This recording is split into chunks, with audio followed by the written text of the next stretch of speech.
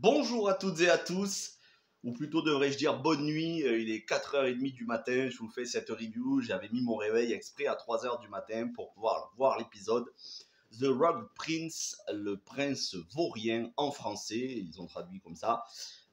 Écoutez, une masterclass absolue, une leçon en termes de dialogue, d'interprétation, ça monte crescendo, on a eu le générique, alors pas grand chose à dire sur le générique, mais sur l'épisode, on a des scènes fortes, puissantes, des dialogues qui sont finement ciselés. Encore une fois, cet épisode est vraiment, je vous le dis, c'est une leçon donnée à toutes les autres séries. On va en parler 100% spoilers, et puis on en parlera encore plus en détail avec mes invités dans le live de mercredi soir. Donc c'est parti. Alors, on commence directement avec le générique. Ils nous ont mis la même musique à quelques petites variations près, la même musique de Ramin Djawadi que sur Game of Thrones. Et on a le même style de générique avec des pièces qui s'assemblent euh, façon jeu de société, vous voyez, avec avec les pions, jeux d'échecs. Donc c'est très bien, ça représente la maison de Targaryen, on voit des flots de sang dans des dans des canaux pour annoncer le bain de sang à venir, puisque la série va parler de la danse des dragons, à savoir la chute de la dynastie Targaryen avec l'anéantissement partiel de la maison Targaryen où ils vont s'entretuer pour le trône. Donc le générique donne le ton et puis on commence avec la première scène qui est, honnêtement, vous vous réveillez à 3h du matin, vous regardez ça, vous n'êtes pas bien. Mec sur une plage, enfin un soldat sur une plage avec des centaines de soldats en train de se faire dévorer ses chairs putréfiées et blessées parce qu'on sent qu'ils se sont fait décimer en train de se faire bouffer par des crabes. Donc déjà, rien que ça, à 3h du matin, ça donne... Ah, c'est... Heureusement que j'avais pas mangé avant. Honnêtement, j'avais un petit haut le cœur. On sent que la série va nous réserver des scènes assez sales, assez crades. Même si pour l'instant, encore une fois, on n'a pas eu des grosses scènes de bataille, mais c'est normal, on n'en est qu'aux 2 premiers épisodes. On se souvient que les scènes de bataille dans Game of Thrones, il n'y en a pas eu avant la saison 2, hein, avec la Nera, Blackwater. Donc là, on fait bien monter on fait bien monter la tension crescendo et surtout au niveau des complots. Et on va dire la principale intrigue de cet épisode, ça va être le remariage du roi. Tout le monde le presse de se remarier, puisque cet épisode 2 se passe 6 mois après l'épisode de la semaine dernière. Donc vous voyez, on commence à faire des bonds dans le temps, hein. 6 mois entre 2 épisodes. Quand on nous dit que la série va se passer sur plusieurs décennies, rien que la saison 1 sur plusieurs décennies, c'est pas étonnant. Donc tout le monde presse le roi de choisir une nouvelle épouse pour faire un nouvel héritier, au cas où sa fille ne pourrait pas. Mais en réalité, tout le monde a sa petite idée derrière la tête, c'est parce qu'ils veulent remplacer Rhaenyra, ils veulent mettre un héritier garçon. Il va y avoir notamment un dialogue très fort entre Rhaenys, donc la cousine du roi, et Rhaenyra, un dialogue où on sent la joute verbale, ça nous rappelle les dialogues qu'on pouvait avoir avec Cersei notamment. Et le roi, lui, il n'a pas envie, en fait, parce qu'on sent qu'il aime profondément sa femme qui est décédée, donc Emma Arryn. On sent qu'il aime profondément sa femme et il n'a pas à cœur de penser à se remarier, mais c'est son devoir de roi de le faire pour pouvoir consolider la lignée. Et alors, on a Corlys Velaryon, donc l'époux de Rhaenys Targaryen, Corlys Velaryon, qui est une antique maison valyrienne, qui le presse de se marier à sa fille. Et alors là, c'est le passage, mais c'est le passage choc, comme quoi on n'a pas besoin de violence et de sexe pour faire du choquant, du malaisant. C'est le passage choc parce que sa fille, elle a 12 ans. Et quand vous voyez sa fille, déjà les 12 ans, elle ne les fait pas. On dirait une petite poupée, vous savez, les petites poupées porcelaine avec les cheveux frisés là. Euh, elle parle comme une enfant. On sent que tout ce qu'elle dit, c'est son père qui lui a mis les mots dans la bouche. Tu vois, c'est chaud. Et le roi, qui doit avoir quand même la cinquantaine, on lui dit de se marier avec cette fille parce que c'est le meilleur parti possible, parce que ça unirait les deux maisons. Et lui, le roi, il veut pas. Il veut pas parce qu'elle est trop jeune, en plus, parce qu'elle lui plaît pas. mais parce qu'elle est trop jeune. Et tout le monde, tous ses conseillers lui disent de se marier avec cette petite. Et cette petite, elle sait que sa mère lui a dit de ne pas avoir de relations sexuelles avant 14 ans. C'est chaud quand même. Rien que de dire ça, je suis mal à l'aise. Parce que elle est tellement petite que le fait de l'imaginer se marier au roi, j'étais pas bien, j'étais pas bien. C'est là où on voit que Game of Thrones savent faire dans l'ultra trash sans pour autant tomber dans les gros mots ou la violence ou le sexe. Rien que ça, je pense que c'est une des scènes les plus fortes de ce début de saison. Et le roi finalement, quitte à s'attirer le courroux de Corlys Velaryon, qui est quand même le chef de la moitié de son armée, puisque tous les navires lui appartiennent, il va prendre la décision d'épouser Alicent Hightower, donc la fille de Otto Hightower. On se doutait bien déjà de l'épisode précédent que Otto avait manigancé pour que le roi s'attache à Alicent, et c'est vrai que Alicent, on la voit durant tout l'épisode, elle a beaucoup d'attention pour le roi, sans pour autant lui mettre la pression, elle sait rester à sa place, elle est pas trop entreprenante, elle n'a pas de propos déplacés, voilà, elle sait respecter son roi et en même temps, elle sait aussi susciter l'attachement. Et c'est la meilleure amie de Rhaenyra. Et d'ailleurs, elle a des scènes avec Rhaenyra où on sent qu'elles sont vraiment amies d'enfance, quoi. Et c'est pour ça que Rhaenyra, à la fin de l'épisode, lorsque elle est dans le conseil de son père, puisqu'elle fait partie du conseil de son père, elle va ressentir ça comme une trahison, elle va partir, et on sent qu'elle l'a très très mauvaise. Elle sait que son père doit se remarier, d'ailleurs, c'est aussi des scènes fortes de cet épisode, les scènes, on va dire, d'intimité familiale entre un père et sa fille qui parlent à cœur ouvert. Rhaenyra, elle s'est sentie un petit peu délaissée par son père durant ces 6 mois parce que son père, il fait son deuil comme il peut et elle de son côté. Et il n'y a pas de communication entre les deux parce que lui, il est blessé encore et elle aussi. Et elle sait qu'il doit se remarier, lui, il sait aussi qu'il doit se remarier, mais au fond d'elle, elle n'a pas envie parce qu'elle ressent ça un petit peu comme une trahison. Elle se dit, il a aimé ma mère, maintenant il doit prendre une autre femme.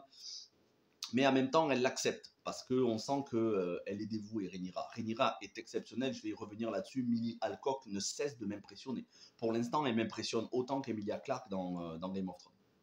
Mais je vais y revenir dans quelques secondes parce que c'est pour moi le point le plus fort en termes de personnage avec Matt Smith. Mais voilà, on sent que elle est vraiment, elle est un peu innocente. En même temps, elle connaît les enjeux et elle n'a pas idée que Alicent Hightower puisse épouser son père. Et Alicent, elle n'a pas envie de blesser non plus. On le voit, on sent que pour l'instant, elles sont très amies. Elle n'a pas envie de blesser sa meilleure amie en lui disant c'est moi qui vais épouser ton père. Parce que Alicent, elle se doute bien que son père l'a envoyée pour que le roi s'attache à elle et la prenne pour épouse et qu'elle puisse donner des héritiers.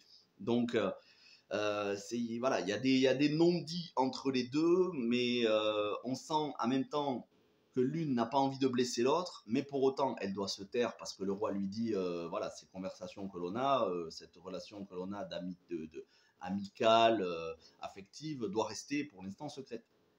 Donc la position de Alicent est compréhensible aussi. C'est ça qui est génial, c'est qu'on arrive à avoir de l'empathie pour les deux personnages. Parce qu'on sent qu'ils sont mis dans des positions contre leur gré et en même temps nécessaires pour le trône. Donc ça, c'est vraiment un gros point fort. Et puis, alors Rhaenyra. Alors Rhaenyra, elle a un dialogue à un moment donné qui fait tellement penser à Daenerys. Elle dit à Rhaenys, alors déjà elle la remet à sa place, ça fait tellement plaisir. Tu sens que Rhaenys, c'est la femme frustrée. C'est la femme frustrée de ne pas avoir pu être reine, qui a accepté, plutôt qui a du mal à accepter, et qui ne souhaite pas qu'une autre soit reine, en fait. Sous ses airs de oui, je souhaite que ça change, en vrai, elle n'a pas envie. Elle est jalouse de Rhaenyra, ça se voit, mais la jalousie l'étouffe, ça se voit. Et Rhaenyra, elle l'a compris, elle le sent. Et à un moment donné, je ne sais plus si c'est à Rhaenys ou à un autre perso, je crois que c'est à Rhaenys, elle lui dit, voilà, tout ce système, le fait que ce soit sans arrêt les garçons qui héritent, tous ces systèmes, je vais le balayer. Et là, ça fait penser directement à Daenerys qui parle de la roue que Stark, Lannister, elle dit je veux pas changer la roue, je veux la briser. C'est ce que dit Daenerys. Et ça fait tellement penser à Daenerys, quoi. Rhaenyra dans son dialogue a un dialogue presque identique à celui de Daenerys. Elle ne veut pas changer le système, elle veut le balayer complet, elle veut l'éradiquer, le désintégrer.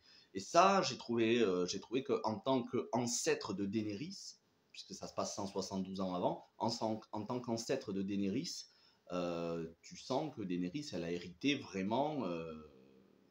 a vraiment hérité du caractère targaryen de son arrière grand-mère, puisque c'est son arrière grand-mère, Rhaenyra. Donc c'est vraiment très très fidèle. Et puis pareil, cette scène où on a Daemon, puisque Daemon s'est emparé d'un œuf de dragon pour le donner à sa concubine, enfin la prostituée dont il veut faire sa femme, qui est une insulte, qui est une humiliation pour le royaume, puisque lui c'est un Targaryen, tu mets pas une prostituée en tant que héritière, princesse héritière. Surtout que voilà, malheureusement, hein, mais elle s'est fait passer dessus par tout le monde, donc c'est triste, mais au niveau du royaume, tu peux pas mettre une prostituée comme ça, reine, c'est pas possible. Donc, quant à Matt Smith face à Otto Hightower, à Père Dragon, avec le même décor qu'on avait en saison 7 et 8, encore une fois, fidélité au décor. Quand tu as les deux, ça commence à chauffer, les mecs tirent leur épée du fourreau. Y a Daemon Targaryen qui dit regarde, il y a mon dragon derrière, ne me chauffez pas trop, sinon vous allez tous cramer. Et là, tu as Rhaenyra qui débarque à dos de dragon et qui, en 1 minute, règle le conflit. Elle récupère l'œuf de dragon, elle dit à son oncle qu'est-ce que tu vas faire? Tu vas me tuer? Non. Alors calme-toi, rends-moi l'œuf de dragon et je m'en vais. Et on sent que Daemon Targaryen, il est très attaché à sa nièce et qu'il a beaucoup d'affection pour elle, vous verrez par la suite. C'est pas que j'ai vu les épisodes, je les ai pas vus, bien évidemment, mais je sais ce qui se passe par la suite. Voilà. En même temps, si vous êtes un petit peu logique, vous vous doutez avec qui va s'unir Rhaenyra. Voilà, vous savez, avec les Targaryens se marient entre eux. Bon, donc vous vous doutez bien que Matt Smith, il n'est pas là juste pour faire de la figuration et pour faire le rôle du rebelle. Il va avoir un rôle beaucoup plus important. Ceci étant dit, voilà, on sent quand même que Matt Smith, il lui en veut pas du tout à sa nièce. Il a réussi à attirer son attention. Elle est là, elle débarque, elle se pose avec son dragon. Elle en impose aussi à tout le monde. Parce qu'avant ça, Rhaenys lui avait dit les hommes du royaume préféreront voir le royaume à feu et à sang plutôt qu'une princesse qui devient reine. Elle commence à impressionner les soldats et à susciter leur admiration. Elle arrive, elle évite le bain de sang, elle récupère l'œuf de dragon, et ensuite son père qui est au courant de la situation, qui est mis au courant de la situation, d'abord il s'énerve un petit peu parce qu'il se dit sa fille elle est en danger, c'est la sœur héritière, et elle a un dialogue avec son père, et il lui dit je comprends maintenant que tu n'es plus une enfant mais une femme, et justement elle ne voulait plus être vue comme une enfant mais comme une femme. Et il est content, son père, parce que le caractère de sa fille lui rappelle le caractère de sa femme qu'il a perdu 6 mois avant et qu'il aimait énormément. Donc ça fait plaisir de voir le personnage de Rhaenyra s'affirmer. On sent qu'elle sait ce qu'elle veut. Elle a beaucoup plus d'intelligence que la plupart des conseillers autour du roi qui, eux, malgré toute leur sagesse, foncent tête baissée quitte à faire un bain de sang. Voilà, on sent que vraiment, c'est pas parce que c'est une femme en plus, c'est parce que vraiment elle est posée, elle est intelligente pour son âge. Il y a d'autres femmes comme Rhaenys qui ne sont pas aussi intelligentes qu'elle. Donc c'est pas le côté féministe, vous savez, les femmes, nous on est plus intelligentes, on règle les conflits mieux. C'est pas à cause de ça. C'est tout simplement Rhaenyra en elle-même, le personnage. Elle a plus d'intelligence que d'autres membres de sa famille. Et elle est vive d'esprit. Voilà.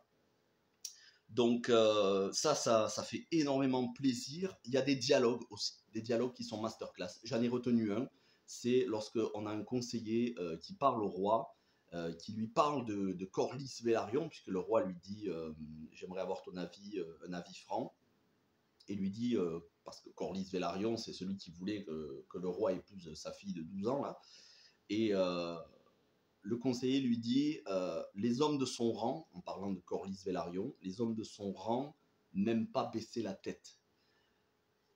Sont très fiers, ils n'aiment pas baisser la tête. Qu'est-ce que ça veut dire, baisser la tête? Baisser la tête, c'est...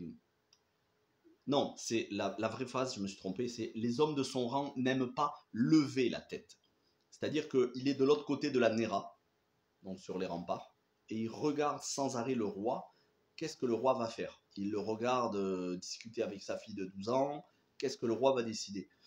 Et le conseiller lui dit en privé au roi, les hommes de son rang, à Corlys, n'aiment pas lever la tête. Parce que lever la tête, en réalité, c'est un signe d'humilité. Lever la tête, ça veut dire que vous êtes en dessous de la personne. Vous regardez la personne. Vous la considérez comme supérieure, en raison de son rang, en raison du fait que vous l'admirez, en raison du respect que vous lui devez, etc. Vous avez cette humilité. Quelqu'un de humble, c'est quelqu'un qui vient de la terre, c'est-à-dire c'est quelqu'un qui sait d'où il vient et qui ne porte pas un regard supérieur aux autres. Et Corlys, lui, regarde les gens de haut. Il n'aime pas lever la tête parce qu'il est déjà en haut, il regarde les gens d'en bas. Il a cette condescendance qui est de l'orgueil, de regarder les autres comme inférieurs à lui. Mais en une phrase, vous voyez, en une seule phrase, les hommes de son rang n'aiment pas lever la tête. Vous voyez ce genre de dialogue, comment c'est profond? On n'a pas ça dans les autres séries. D'Heroic Fantasy et les autres séries encore moins. Et je ne vous parle même pas de Marvel parce que j'ai pas envie de m'énerver, c'est 4h du matin, j'ai envie de penser à des bonnes séries. Donc, c'est une masterclass, c'est une leçon en termes de dialogue. En peu de mots, ils arrivent à faire passer énormément d'idées fortes, importantes et profondes. Ça avait manqué à la télévision depuis 2019. Je suis tellement content du retour de Game of Thrones. Ça avait vraiment manqué une série d'une telle qualité. Au-delà de ça, l'interprétation en dehors de ça, l'interprétation de Matt Smith est excellente. D'ailleurs, on sent qu'il y a du complot qui se trame, puisque Corlys Velaryon, après avoir été rejeté en quelque sorte par le roi qui a refusé d'épouser sa fille, va aller parler à Matt Smith, va aller parler à Daemon Targaryen, à Père Dragon, pour lui dire, écoute, voilà, le roi, il m'a rejeté, un homme de mon rang, et toi aussi, t'as rejeté, alors que t'es un Targaryen, moi je suis un Valyrien, on est des deux maisons les plus puissantes. On sent qu'il y a du complot qui se trame. Le roi, qui est brillamment interprété par Paddy Considine, vraiment, hein, Paddy Considine a fait un très bon boulot, tu sens l'honneur, et en même temps, tu sens, voilà, il a toute cette obligation, le devoir du roi. On sent qu'il aime énormément sa fille et qu'il lui assure son soutien et lui dit, même si j'ai d'autres héritiers, c'est toi qui restes la princesse héritière qui deviendra reine. Et puis voilà, cette inimitié qui commence à naître et qui va grandir dans les prochains épisodes entre les deux meilleurs amis d'enfance, Rhaenyra et Alicent. Tous les enjeux sont dressés pour qu'on commence à avoir de la jalousie qui va aller jusqu'au meurtre et qui va aller jusque dans des guerres sanguinaires, des batailles à dos de dragon où ils vont tous s'anéantir. Toutes les bases sont posées et en même temps, on sent aussi une guerre où on sent aussi le Port-Royal et la maison Targaryen menacée par les pirates, des pirates qui sont dans le gué, mais je ne sais plus, dans le détroit ou dans le gué, je ne sais plus, mais je ne sais plus comment s'appelle cet endroit. Et on sent que voilà, il y a des menaces aussi extérieures et pas seulement intérieures. Et on finit d'ailleurs on finit l'épisode avec cette plage que l'on a eue en entrée d'épisode, en introduction, cette plage où il y a des soldats encore vivants qui sont en train de se faire crucifier. La scène est quand même difficile la scène est quand même violente, même si on ne voit pas beaucoup de sang. Il n'y a pas besoin de voir du sang, de toute façon, pour que ce soit violent. Mais voilà, on entend les mecs se faire crucifier et se faire dévorer par des crabes. On sent que c'est poisseux, que c'est crasseux, que c'est de la chair putréfiée en lambeaux. C'est chaud, c'est dégueulasse, et en même temps, c'est Game of Thrones. Donc, on alterne entre des décors grandioses, des dialogues finement ciselés, et de la pourriture, des des choses sales. Évidemment, encore une fois, un excellent épisode. Moi, j'ai rien à lui reprocher. De toute façon, ces 2 premiers épisodes, j'ai rien à reprocher. Si le reste de la saison est comme ça, ça va être grandiose. Et pour l'instant, c'est vrai que ça n'a pas envie à Game of Thrones. C'est même à certains moments peut-être encore un peu meilleur, parce que je me rappelle les premiers épisodes de Game of Thrones, on voyait quand même pas mal de sexe. Là, on en a vu très peu. Et malgré tout, on a des scènes chocs, comme je vous disais. Hein, quand vous voyez une petite de 12 ans qui sait déjà qu'elle va passer à la casserole, qu'elle doit se marier au roi, et que dans ses 14 ans, elle devra accoucher avec le roi, c'est chaud. Vous imaginez une enfant de 14 ans. Alors, moi, je préfère même pas imaginer. Donc, voilà, c'est un épisode cru et en même temps qui ne sombre jamais dans le gratuit et dans l'inutile.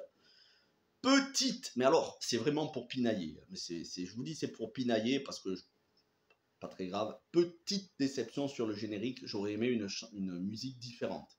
Là, on a repris la même musique. Certes, visuellement, le générique, c'est pas exactement la même chose, mais on a repris la musique de Game of Thrones. Bon, est-ce que c'est dérangeant? Non, parce qu'au moins, on sait qu'on est dans Game of Thrones.